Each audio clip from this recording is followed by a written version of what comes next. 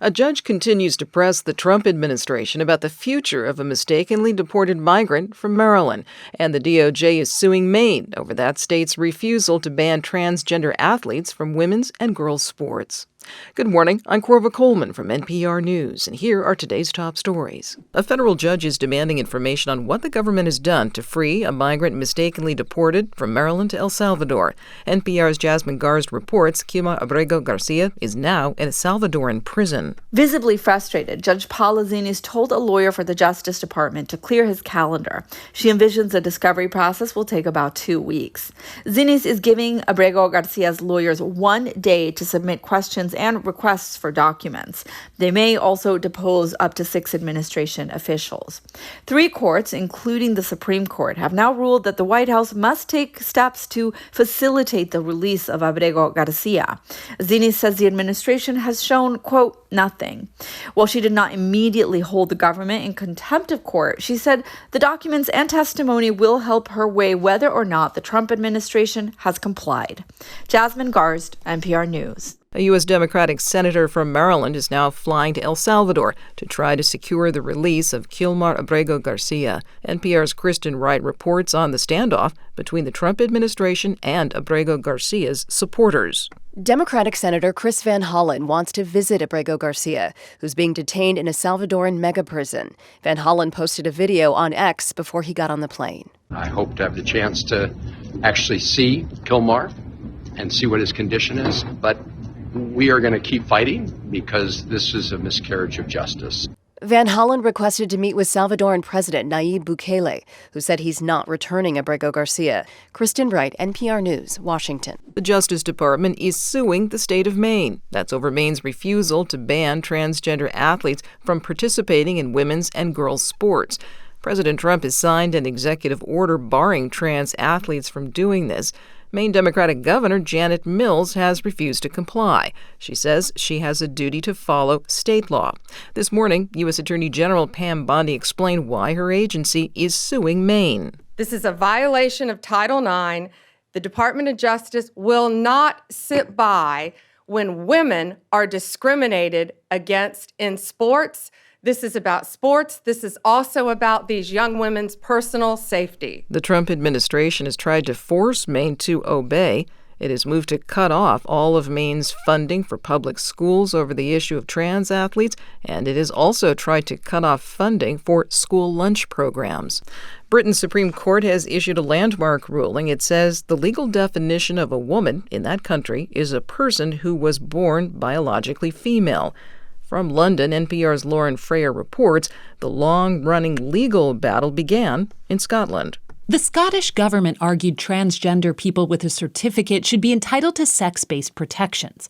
But a group of gender-critical feminists called For Women Scotland sued to limit that to people born female. And the Supreme Court has now sided unanimously with them. Judge Patrick Hodge read out the ruling. The unanimous decision of this court is that the terms woman and sex in the Equality Act 2010 refer to a biological woman and biological sex.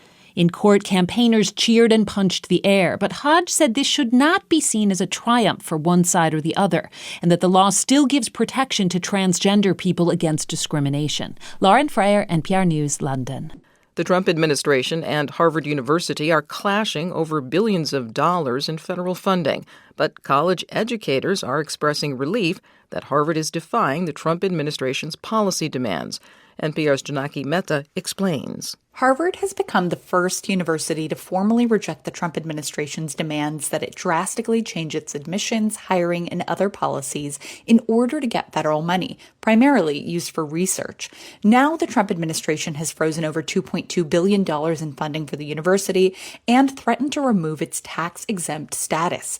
Here's Ted Mitchell, president of the American Council on Education, which represents hundreds of colleges. If Harvard hadn't stood up, it would have sent a chill across higher education that would have hampered the ability of other institutions to define for themselves where that red line is. Now, university professors and leaders are involved in at least 2 major lawsuits against the Trump administration. Janaki Mehta, NPR News.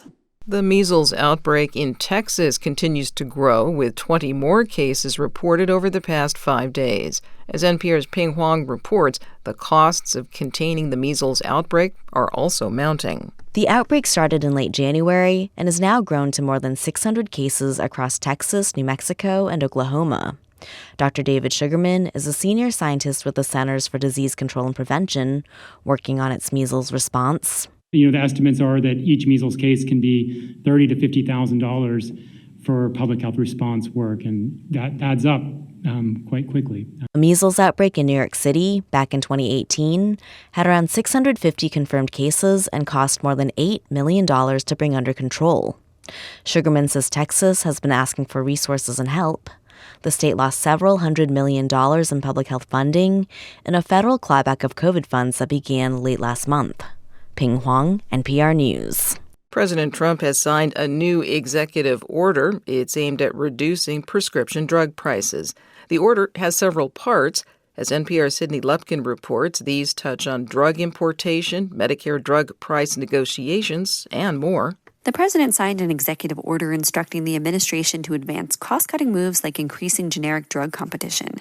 The order also aims to improve Medicare drug price negotiation, which passed as part of the Inflation Reduction Act signed by President Biden in 2022. An official said he thinks the Trump administration can get more savings than the Biden administration. Because the number of drugs subject to negotiation increases each year, greater savings over time were baked into the law. The order also instructs the FDA to facilitate state programs to import lower-cost drugs from Canada. Sydney Lupkin, NPR News. A Moscow court has convicted 4 Russian journalists on extremism charges and sentenced them to prison. They were on trial for allegedly working for an organization linked to the late opposition leader Alexei Navalny. From Moscow, NPR's Charles Maines has more. The 4 journalists all acknowledged they covered Navalny's career and trials for Russian and international media outlets.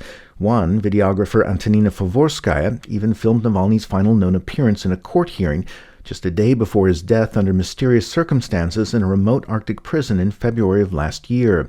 Authorities accused the reporters of using their journalist credentials to collect material for Navalny's Anti-Corruption Foundation, an organization the Russian government banned as extremist back in 2021. All 4 journalists maintain their innocence and say they're being persecuted for reporting news about Russia's then most prominent opposition figure. Charles Maines, NPR News, Moscow. You're listening to NPR News from Washington.